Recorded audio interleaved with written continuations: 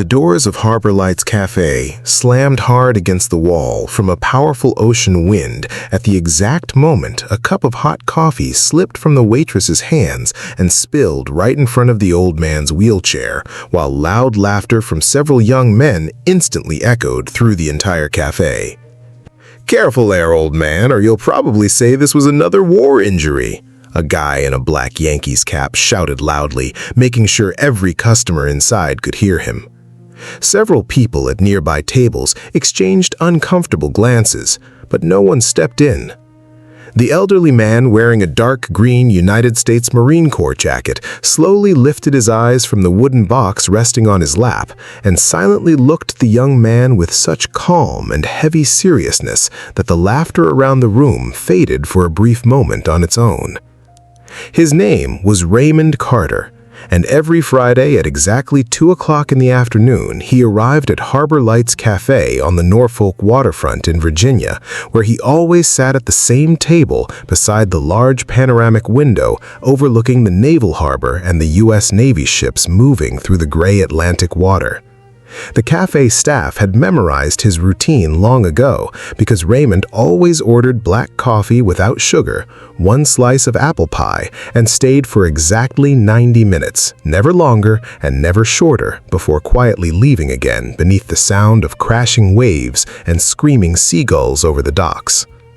That evening, the cafe was especially crowded because students from the local college were celebrating the end of the semester, laughing loudly, taking selfies, and filming videos for social media.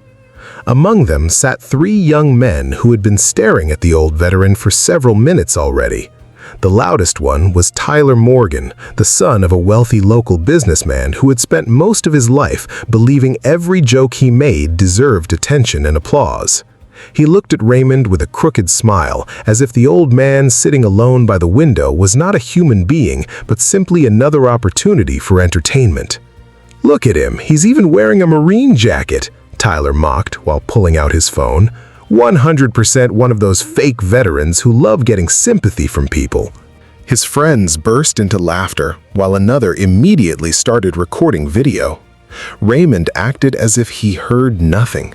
He slowly opened the wooden box, checked something inside for a brief second, and carefully closed it again with such caution that it seemed more valuable than gold itself.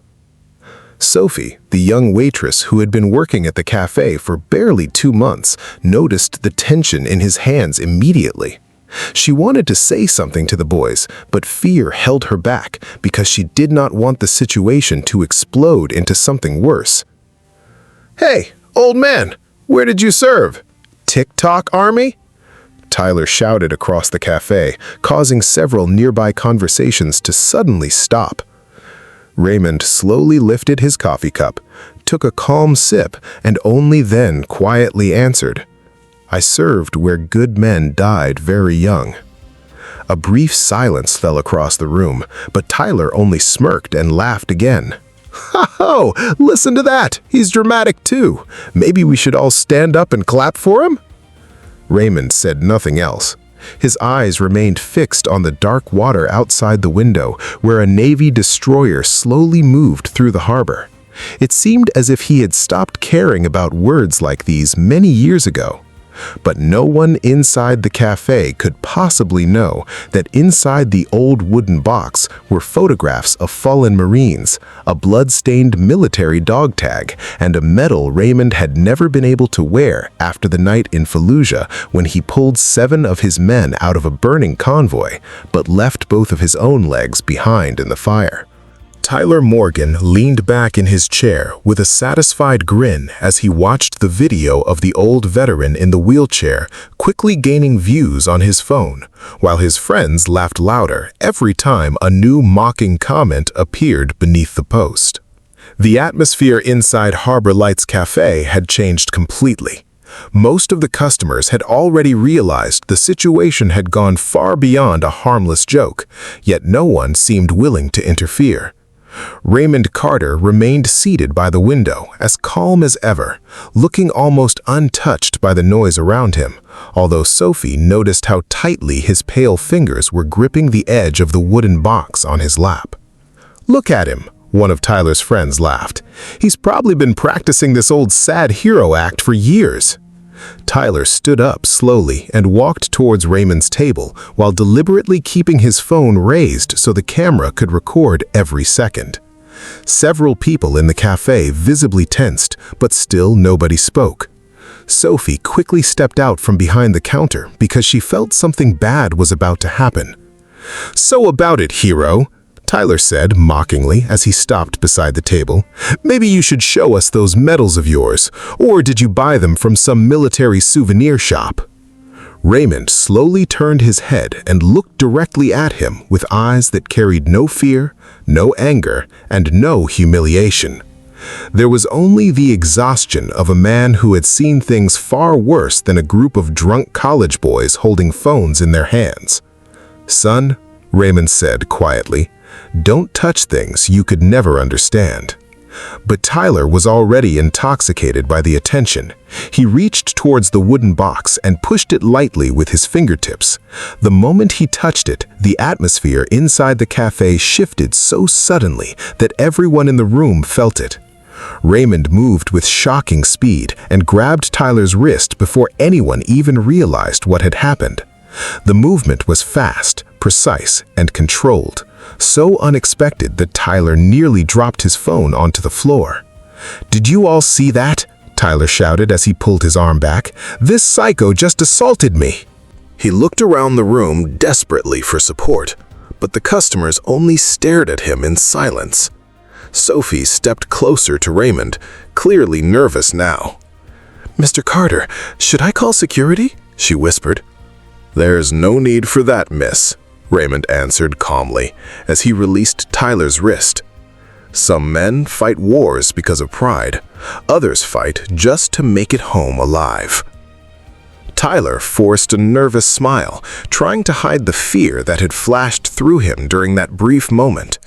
He opened his mouth to say something else, but suddenly the deep roar of heavy engines rolled across the parking lot outside. The sound was so loud and unusual that every person inside the cafe turned toward the giant windows at the same time.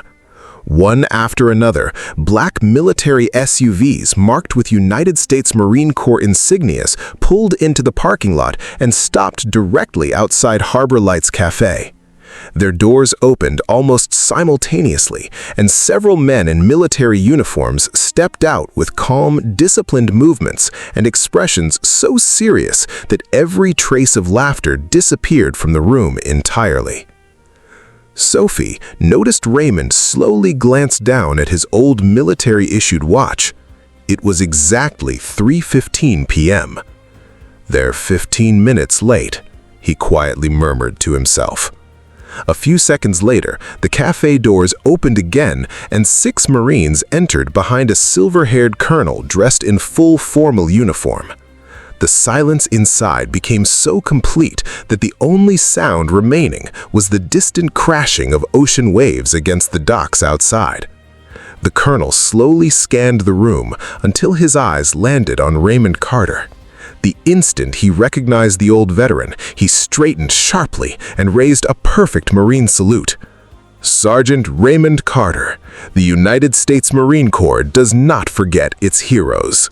A heavy silence settled over Harbor Lights Cafe so completely that even the sound of the ocean outside seemed to disappear. Tyler Morgan slowly lowered his phone as his friends stared at the Marines with pale faces, finally realizing their little joke had turned into something far more serious than they had ever imagined. The silver-haired colonel stepped forward and saluted Raymond Carter once again, and the 6 Marines standing behind him immediately did the same in perfect unison. "It is an honor to see you again, Sergeant," the colonel said firmly. "We've been trying to find you for years." Raymond only let out a slow, tired breath and closed his eyes for a moment, as if the voices and uniforms standing before him had suddenly pulled him back to a place he had spent 20 years trying to forget. Sophie stood frozen near the counter with trembling hands, while every customer inside the cafe watched in complete silence. The colonel turned toward the room and began speaking with the kind of voice that carried not only respect, but also the deep pain of a man who remembered war too clearly. 20 years ago, during an operation in Fallujah, a Marine convoy was ambushed inside the city. Enemy forces trapped us from every direction, and our unit came under constant heavy fire. Men were dying every minute, communication was collapsing, and eventually we received orders to retreat and leave the wounded behind. The café became even quieter. Tyler no longer looked arrogant, he looked terrified. But Sergeant Raymond Carter refused to obey that order. He went back into the firefight completely alone and pulled 7 wounded Marines out of burning vehicles while enemy fire surrounded him from every side. 7 Marines survived because of him. One of the younger Marines standing nearby lowered his head slightly, struggling to control his emotions. I was one of those 7. I was 19 years old and trapped inside an armored vehicle that was already on fire. I had accepted the fact that I was about to die when Sergeant Carter dragged me out seconds before the explosion. Sophie covered her mouth with her hand, while several customers openly wiped tears from their eyes. Tyler stood motionless, staring at the old man in the wheelchair as if he were seeing him for the first time in his life. The colonel stepped closer to Raymond again. During the final explosion, Sergeant Carter used his own body to shield 2 wounded Marines beside him, he said. That blast took both of his legs, but even after that, while bleeding on the ground, he continued organizing the evacuation until every surviving Marine escaped the kill zone. Raymond sat silently, staring out at the naval ships moving through the harbor beyond the rain-covered windows. His face remained calm, but Sophie noticed the slight trembling in his hands. "You know what the hardest part was?" Raymond suddenly asked in a quiet voice without looking at anyone. "It wasn't losing my legs. The hardest part was coming home without the boys I couldn't save." Not a single person inside the café moved. Raymond slowly placed his hand on the wooden box and finally opened it in front of everyone. Inside were old photographs of young Marines smiling in desert uniforms, military dog tags, a worn Zippo lighter, a folded American flag, and a child's faded drawing that had clearly been carried through war. "This is all that's left of my men." During the final explosion, Sergeant Carter used his own body to shield 2 wounded Marines beside him, he said. That blast took both of his legs, but even after that, while bleeding on the ground, he continued organizing the evacuation until every surviving Marine escaped the kill zone. Raymond sat silently, staring out at the naval ships moving through the harbor beyond the rain-covered windows. His face remained calm, but Sophie noticed the slight trembling in his hands. "You know what the hardest part was?" Raymond suddenly asked in a quiet voice without looking at anyone. "It wasn't losing my legs. The hardest part was coming home without the boys I couldn't save." Not a single person inside the café moved. Raymond slowly placed his hand on the wooden box and finally opened it in front of everyone. Inside were old photographs of young Marines smiling in desert uniforms, military dog tags, a worn Zippo lighter, a folded American flag, and a child's faded drawing that had clearly been carried through war. "This is all that's left of my men," Raymond said softly.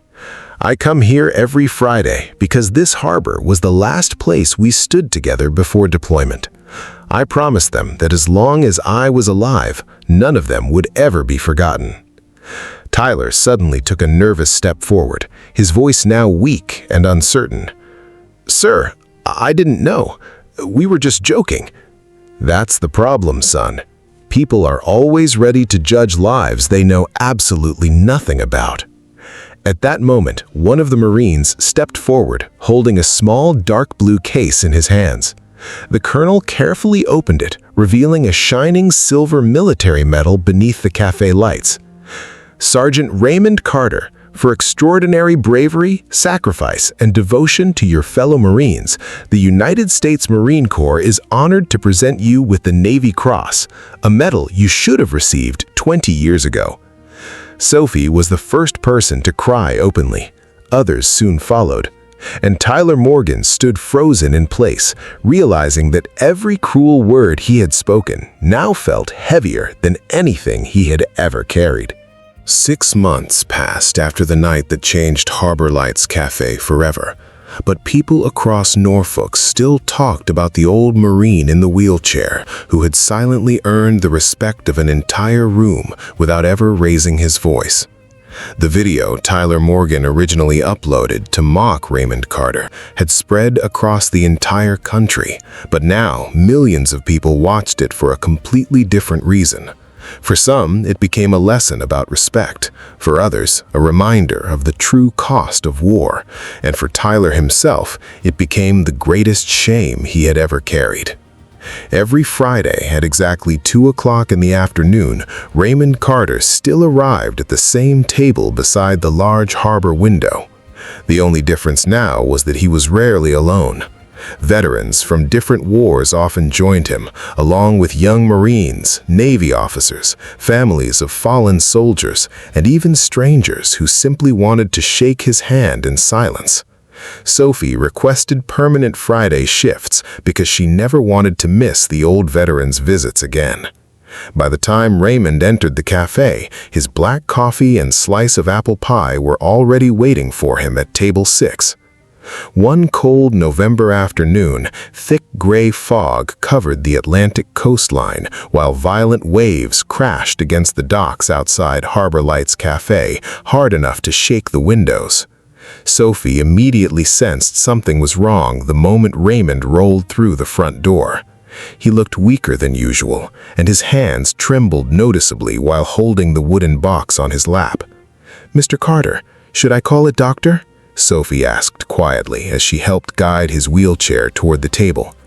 Raymond gave her a faint, tired smile and slowly shook his head. "No, Miss Sophie," answered softly. "The ocean just sounds louder today." That afternoon, more Marines arrived than ever before. Colonel Daniels was there as well, sitting beside Raymond as they shared old war stories, laughed quietly at memories only soldiers could truly understand, and stared through the window at Navy ships disappearing slowly into the heavy fog. But Sophie could not shake the strange feeling growing inside her.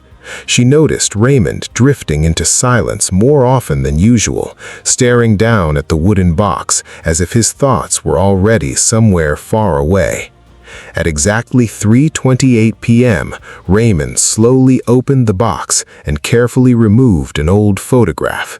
It showed a group of young Marines standing together in the desert, smiling at the camera years before the nightmare in Fallujah changed all of their lives forever.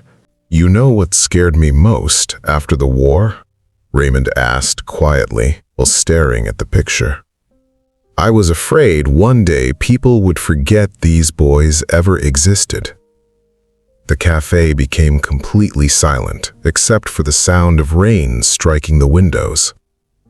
"But now I think they'll stay alive as long as somebody remembers them." Colonel Daniels quietly placed a hand on Raymond's shoulder, while several Marines nearby lowered their heads, fighting back emotion. Raymond carefully returned the photograph to the box, closed the lid, and took one slow, deep breath of salty ocean air drifting through the cafe entrance every time the door opened. "I think the boys have been waiting long enough for me," he said softly, with the smallest smile touching his face. At first, nobody understood what he meant.